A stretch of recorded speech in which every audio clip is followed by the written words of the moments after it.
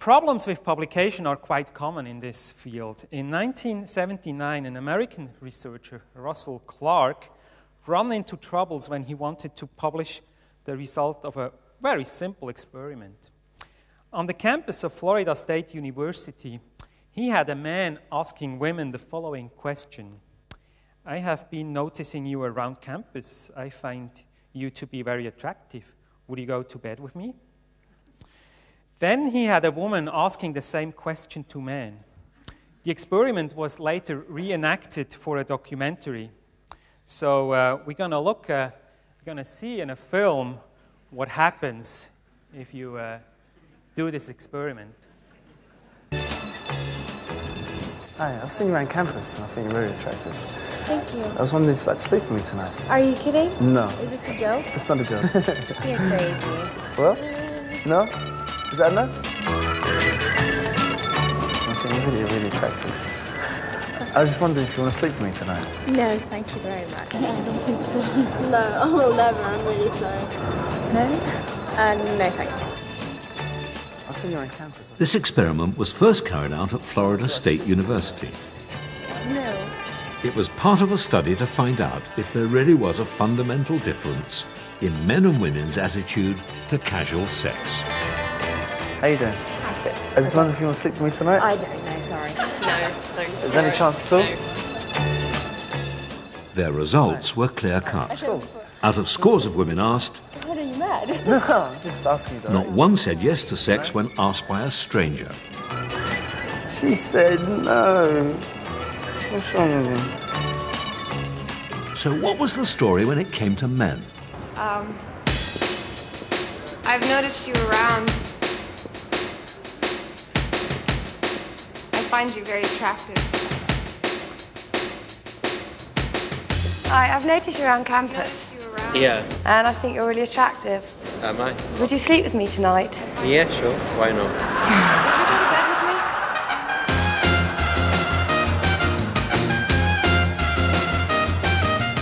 I've noticed you around campus.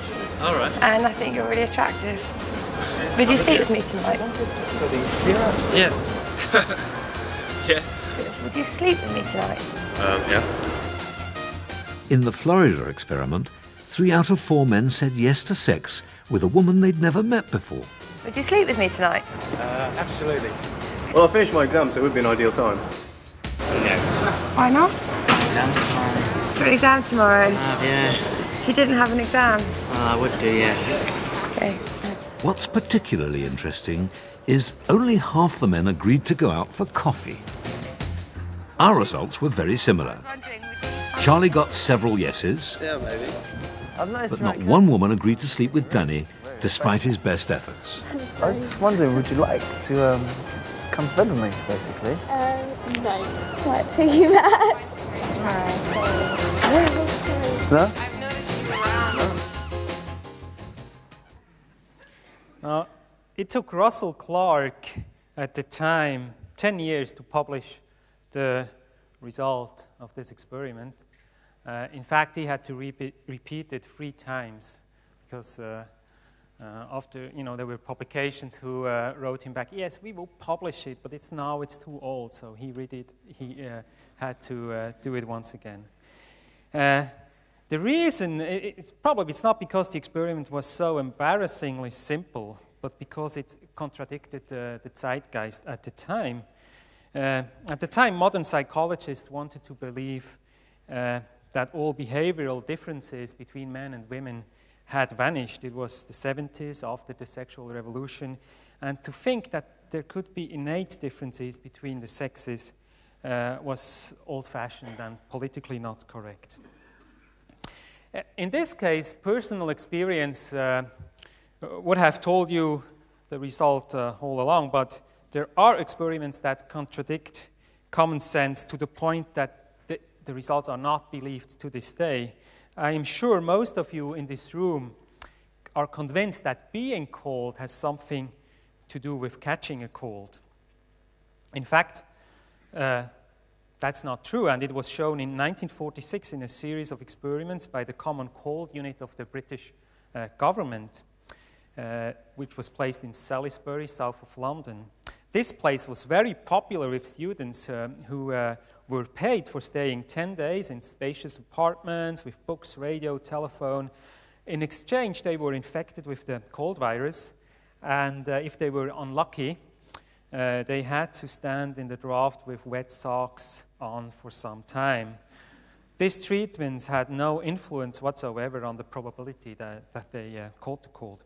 I found a movie about this experiment, which I would like to show you.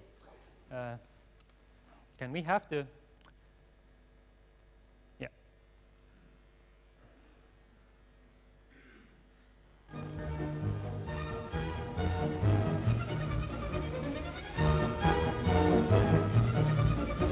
These bright young people are starting a holiday at government expense.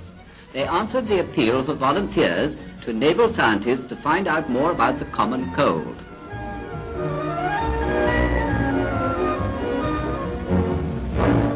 They are welcomed and shown to their comfortable quarters at Harvard Hospital near Salisbury. And there's room for more if you feel like it.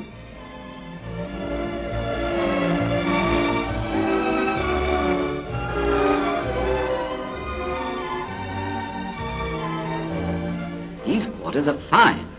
Hello, a radio, that's good.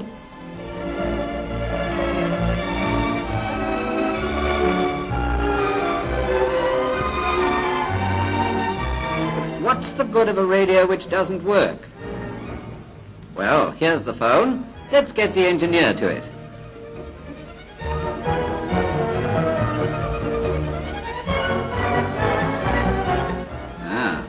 This isn't quite so much fun.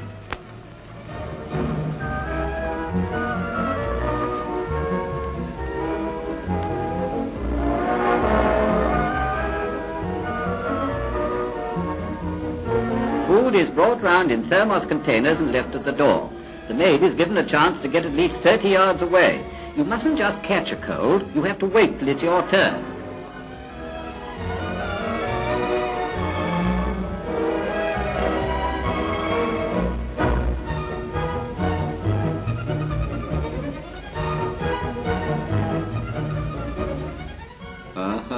It's her turn.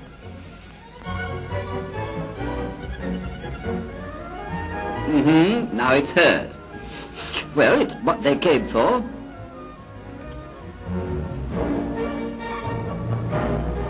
What on earth is all this? Ah, the radio man. He's taking no chances. All visitors wear this hood to keep the little germ in his place. Still, it's all good fun.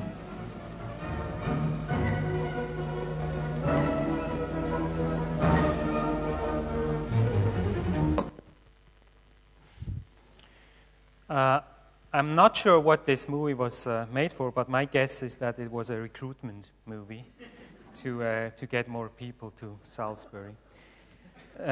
This experiment had a useful result, but actually a lot of the stuff I collect seems to be rather senseless. Let's look at the following question. What happens if you bring together a robot dog and a real dog? We're going to see what's happening in a phone.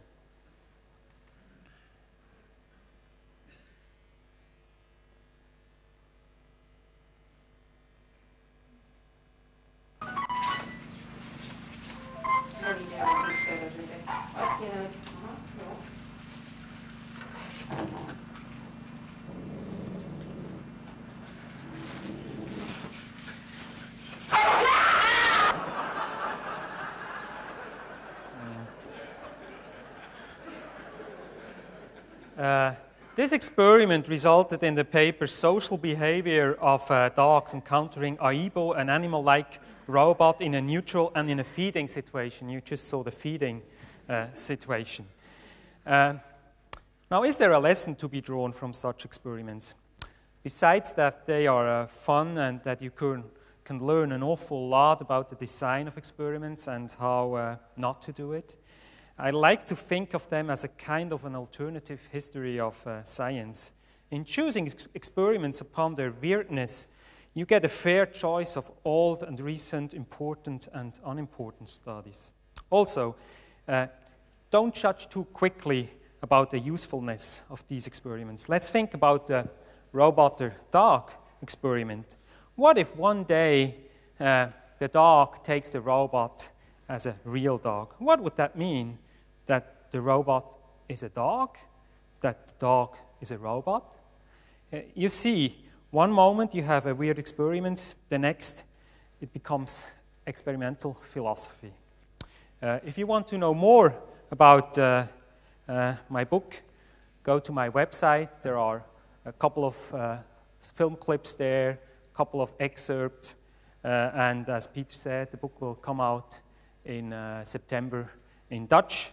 And if you happen to know an American or an English publisher, let me know. Thank you.